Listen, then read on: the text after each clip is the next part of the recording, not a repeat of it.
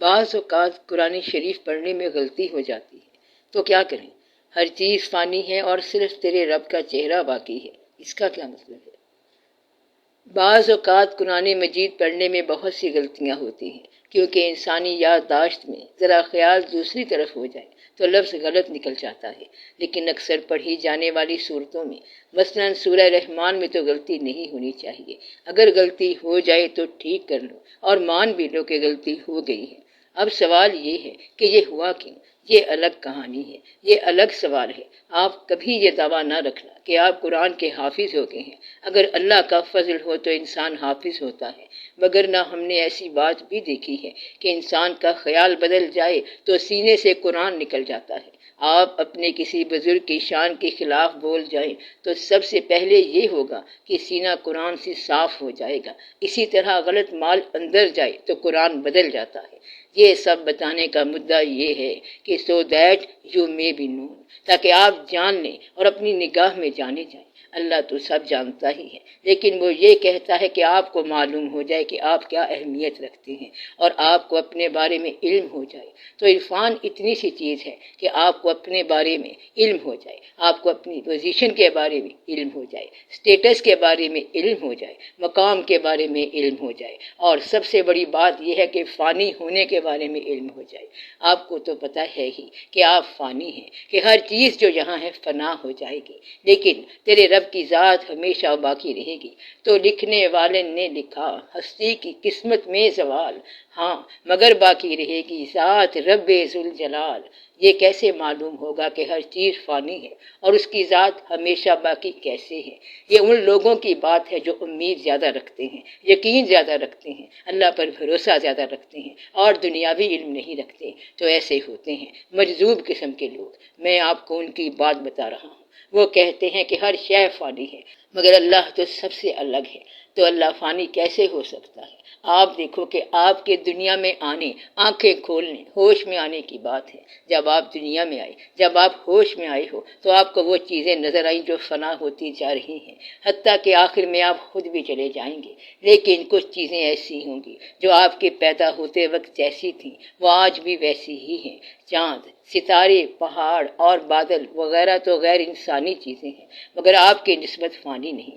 جس کو اللہ کا تقرب حاصل ہو جائے تو اللہ اس فنا کو بقا میں داخل کرتا ہے، جیسے پوری بستی مر جائے اور قبرستان بن جائے، مگر ایک بزرگ کا آستانہ ایسا ہوتا ہے جو کل بھی تھا اور آج بھی ہے۔ اسی طرح مسجد کل بھی تھی اور آج بھی ہے۔ تو یہ جو مقامات ہیں یہاں پر خدا کا آنا جانا ہوتا ہے۔ پیدائش کے وقت بھی دیکھا تو قبرستان وہی تھا، آج بھی ویسی ہی رونق ہے، مگر آپ کے محلے اور گلیوں کی رونقیں ختم ہو گئیں، شہروں کے بازار ویران ہو گئے، مگر قبرستان کی رونقیں قائم ہیں۔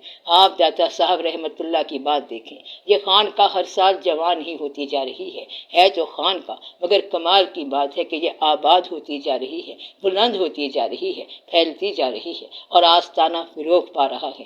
آپ یہ دیکھیں کہ آپ کی زندگی کا کاروبار ختم ہوتا جا رہا ہے، تو اس کا مطلب یہ ہے کہ یہ اللہ کا حکم ہے کہ ہر چیز زوال پذیر ہے اور فانی ہے۔ جو چیز زوال پذیر نہیں ہے وہ تقرب الہی ہے، جو چیز بقا میں ہے اور جس چیز میں عروج ہے تو آپ سمجھنا کہ وہ تقرب الہی میں ہے۔ اب آپ دیکھیں کہ کون کون سی چیزیں ہیں جو زوال میں نہیں آتی ہیں۔ مثلا یہ کہ ایک بزرگ پیغمبر تھے، ان کا نام لوگ بھول گئے، اسی طرح ایک اور پیغمبر تھے، ان کا نام بھی یاد نہیں رہا، مگر حضور اکرم صلی اللہ علیہ وآلہ وسلم سب کو یاد ہے، آج بھی ان کی یاد ہے، بلکہ ہر آنے والا دور جو ہے اس یاد کو عروج میں دیکھتا جائے گا۔ اور تیرے رب کا چہرہ باقی ہے، تو یہ وجہ ربک کی بات ہے۔ تو یہ ساری باتیں وجہ ربک میں شامل ہیں۔ آپ میں سے کتنے لوگوں نے حضرت علی رضی اللہ تعالیٰ عنہ کو دیکھا ہے؟ ایسے لوگ بہت تھوڑے ہوں گے، مگر نعرہ حیدری کا سب کو پتہ ہے کہ یا علی علیہ السلام۔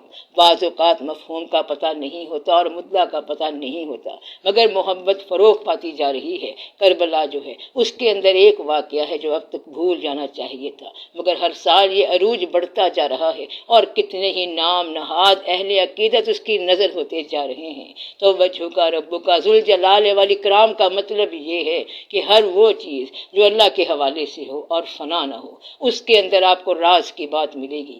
یہی چہرہ نشان وجہ اللہ، ورنہ رکھتا ہے کیا خدا چہرہ؟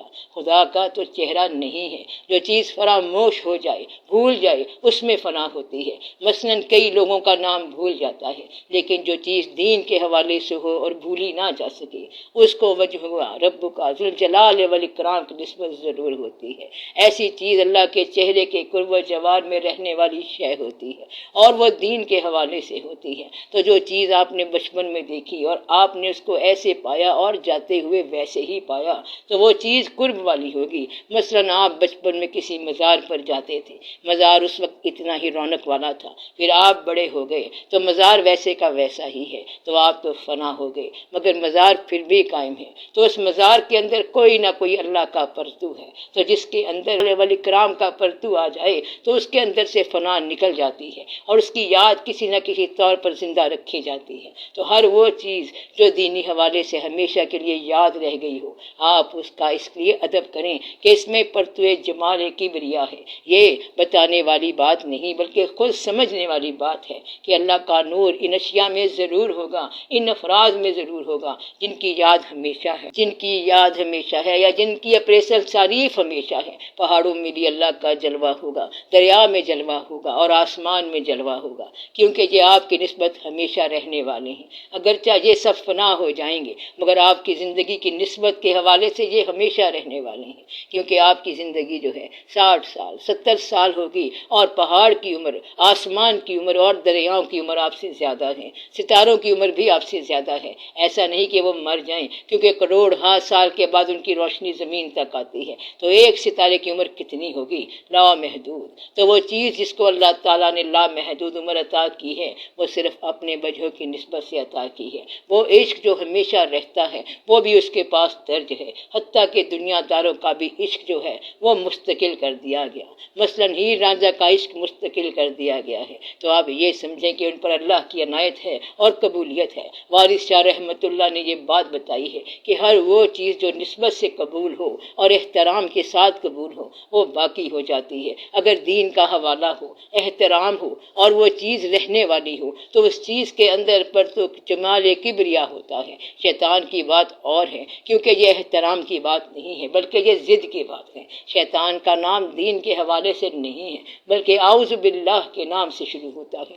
فرعون بھی دین کے حوالے سے ہے، لیکن وہ باغی طاقت ہے۔ تو اللہ کا فرمان ہے کہ کل من علیہا فان، یعنی ہر چیز فنا ہو جائے گی سوائے وہ چیز جو اللہ کا چہرہ ہے۔ کیونکہ اللہ کا چہرہ نہیں ہے، لہٰذا اللہ کا چہرہ ہم اس کو کہیں گے جس کو دینی حوالے سے ہمیشگی عطا ہو اور آنے والے زمانوں میں اس کے لیے احترام پیدا ہو جائے۔ یہ بات ہمیشہ یاد رکھنے والی ہے۔